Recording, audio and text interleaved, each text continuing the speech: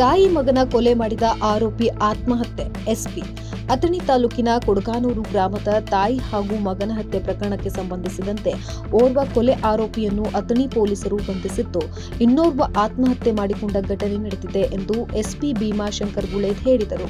ಗುರುವಾರ ಬೆಳಗಾವಿಯಲ್ಲಿ ಸುದ್ದಿಗಾರರೊಂದಿಗೆ ಮಾತನಾಡಿದ ಅವರು, ಕಳೆದ ಭಾನುವಾರ ಚಂದ್ರವ್ವ ಅಪ್ಪಾರಾಯ್ ಈಚೇರಿ 62 ವರ್ಷದವರು, ವಿಠ್ಠಲ್ ಅಪ್ಪಾರಾಯ್ ಈಚೇರಿ 42 ವರ್ಷದ ಇವರು ಬರಬ್ಬರವಾಗಿ ಹತ್ಯೆ ಮಾಡಿದ್ದರು ಎಂದರು.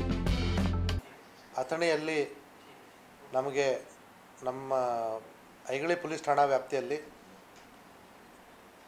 ದುರದೃಷ್ಟಕರ ಘಟನೆ ನಡೆದು ಇಬ್ಬರು ವ್ಯಕ್ತಿಗಳ ಮರಣದ ಪ್ರಕರಣ ಕೊಲೆ ಪ್ರಕರಣ ದಾಖಲಾಗಿತ್ತು. ಆ ಪ್ರಕರಣದಲ್ಲಿ ಕಳೆದ 3-4 ದಿವಸ ನಮ್ಮ ಐಗಳಿ ಮತ್ತು ಅಥಣಿ ಪೊಲೀಸರು ಛಲಬಿಡದ ತ್ರಿವಿಕ್ರಮ್ನಂತೆ ಯಾವುದೇ ಕುರುಗಳು ಇಲ್ಲದೇ ಇದ್ದರೂ ಕೂಡ ಆರೋಪಿಗಳನ್ನ ಪತ್ತೆ ಮಾಡುವಲ್ಲಿ ಯಶಸ್ವಿಯಾಗಿದ್ದರು.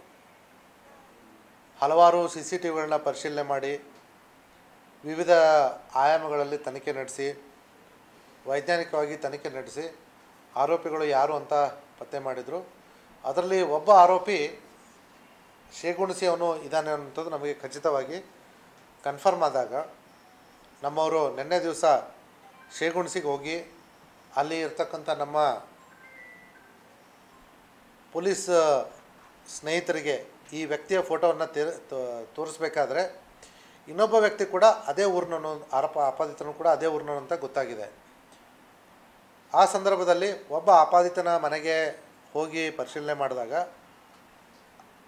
ಆ ವ್ಯಕ್ತಿ ಅಲ್ಲಿರಲಿಲ್ಲ. ನಮ್ಮ ಪ್ರಮುಖ ಆರೋಪಿ, ಆ ಪ್ರಮುಖ ಆರೋಪಿ ಹೆಸರು ಸುರೇಶ್ ಸವದತ್ತಿ ಅಂತ ಹೇಳಿ, ಮತ್ತೊಬ್ಬ ಅವನ ಜೊತೆ ಬಂದಂಥ ಸಂಗಡಿಗ ಶ್ರೀಶೈಲ್ ಹೊರಟ್ಟಿ ಅಂತ ಹೇಳಿ, ಆ ಶ್ರೀಶೈಲ್ ಹೊರಟ್ಟಿಯವನು ಕೂಡ ಅದೇ ಶೇಗುಣಿಸಿವನ ಇರಲಾಗಿ ಅವನ ಮನೆ ಹತ್ರ. ಪೂರ್ತಿ ಸುದ್ದಿ ಅಥವಾ ಸ್ಪೆಷಲ್ ವಿಡಿಯೋಗಳನ್ನು ನೋಡಲು ಹಿಂದೆ ನಮ್ಮ ಕನ್ನಡ ಜನಶ್ರೀ ಯೂಟ್ಯೂಬ್ ಚಾನೆಲ್ ಅನ್ನು ನೋಡಿ, ಜೊತೆಗೆ ಲೈಕ್, ಶೇರ್, ಸಬ್ಸ್ಕ್ರೈಬ್ ಮಾಡುವುದರ ಮೂಲಕ ನಮ್ಮನ್ನ ಪ್ರೋತ್ಸಾಹಿಸಿ.